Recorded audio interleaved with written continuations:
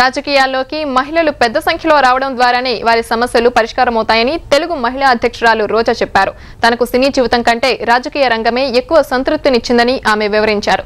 రోజా జన్మదినం సందర్భంగా ఆమెతో ఈటీవీ ప్రత్యేక ఇంటర్వ్యూ ఇప్పుడు చూద్దాం. తెలుగు సినిమా రంగంతో పాటు రాష్ట్ర రాజకీయాల్లో తనకంటూ గుర్తింపు సంపాదించుకున్న రోజా ఇవాళ తన జన్మదినం జరుపుకుంటున్నారు. రాష్ట్ర రాజకీయాలతో పాటుగా సినిమా రంగంలో ఎదుర్కొన్న అనుభవాలు, అదేవిధంగా భవిష్యత్ కార్యాచరణపై ఆమెతో ఇవాళ ఇంటర్వ్యూ చూద్దాం. సినీ పరిశ్రమ సంతృప్తి నచ్చిందా లేదా రాజకీయ రంగం ప్రస్తుతం మీరున్న రాజకీయ రంగం సంతృప్తికరంగా ఉంది? నాకు రెండు సంతృప్తినిచ్చాయండి. మీకు పొలిటికల్ గా చూస్తే ఆత్మతృప్తి ఉంటుంది. కొందరు జీవితాలు మనం నిలబెట్టగలుగుతున్నామే అనే ఒక తృప్తి ఉంటుంది. సినిమాలు అలా కాదండి, డబ్బు, ఫేమ్, అదేవిధంగా అన్ని స్టేట్స్ చూడొచ్చు, లొకేషన్స్, జాలీగా ఉంటుంది ఆ లైఫ్. అదొక టైప్ ఆనందం. ఒక పొలిటికల్ లీడర్ గా మనం ఎక్కువ మందికి సహాయం చేసే అవకాశం ఉంటుంది. అదే ఆర్టిస్ట్ గా లిమిటెడ్ మెంబర్స్ కి మాత్రమే మనం హెల్ప్ చేయగలం. అందుకోసం రావటమే తప్ప నేను ఇక్కడేదో కొత్తగా సంపాదించాలనేది మాత్రం లేదండి. ఒక చిన్న రాంగ్ స్టెప్ వేస్తే 5 years కష్టపడాలి జనం ఒక ఓటుతో. కాబట్టి ఆ ఓటు విలువ తెలుసుకోండి. ఎవరినంటే వాళ్ళు నమ్మద్దండి. సినిమాలో ఉన్నట్టే బయట ఉండాలని లేదు కదా. కాబట్టి ఎవరికి ఓటేస్తా కూడా ఒకసారి ఆలోచించి వేయండి అనేది ఇక్కడ.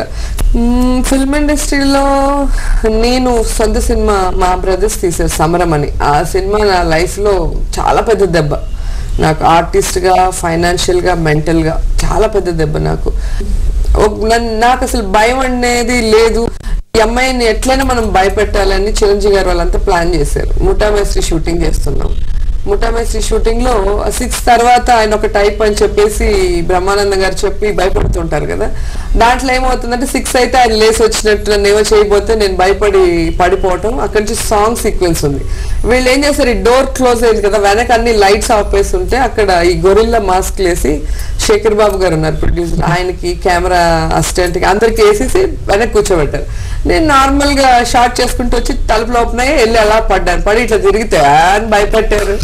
ఇంకా నాకు వామిటింగ్స్ వచ్చేసి ఎంత భయపడిపోయానంటే అంత భయపడిపోయాను. ఇంకా వాళ్ళు ఏమనుకున్నారంటే అసలు భయం లేని అమ్మాయిని భయపడదాం అనుకున్నారు. తీరా నా ఇది చూసి ఏమైపోతుంది ఈ అమ్మాయి మన మీద వస్తుందని పరిగెత్తారు అందరు లొకేషన్స్ నుంచి. అది ఎప్పుడు మర్చిపోలేని ఒక ఇది. నాకు నా పిల్లలు ఎక్కువ మిస్ అవుతున్నారు. నాకు ఆ ఇష్యూలో మాత్రం ఎప్పుడు కూడా నా పిల్లల పేరు చెప్తే కళ్ళల్లో నీళ్ళు వచ్చేస్తాయి.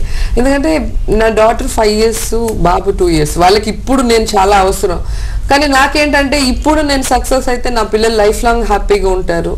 ఈరోజు నా వల్ల రాష్ట్రంలో కొంతమంది మహిళలకి న్యాయం చేయగలుగుతున్నాం అనే తృప్తి ఉంది. కాబట్టి నా పిల్లల్ని నేను కన్విన్స్ చేసుకోగలను అన్న ధైర్యంతో నేను ముందుకు వెళ్తున్నాను. అదేవిధంగా పొలిటీషియన్గా కూడా ఎక్కువ మంది లేడీస్ రావాలి. ఎందుకంటే ఈరోజు రాష్ట్రంలో చూస్తే విమెన్కి ఎక్కువ ప్రాబ్లం ఉంది. కానీ విమెన్ ప్రాబ్లం గురించి ఫైట్ చేసే లీడర్స్ చాలా తక్కువ ఉన్నారు. మేల్ డామినేషన్ లో ఎప్పుడు కూడా వాళ్ళ ఇష్యూస్ మీద వాళ్ళు కాన్సన్ట్రేట్ చేస్తారు తప్ప లేడీస్కి ఏదో చేయాలనే తపన చాలా తక్కువ మందికి ఉంటుంది. కాబట్టి మన సమస్యలు మనం పరిష్కరించాలి, మన మహిళల అభివృద్ధి కోసం మనం పాటుపడాలి. కాబట్టి ఎక్కువ మంది రమ్మని నేను కూడా వాళ్ళని పిలుస్తున్నాను. థాంక్యూ రోజా గారు.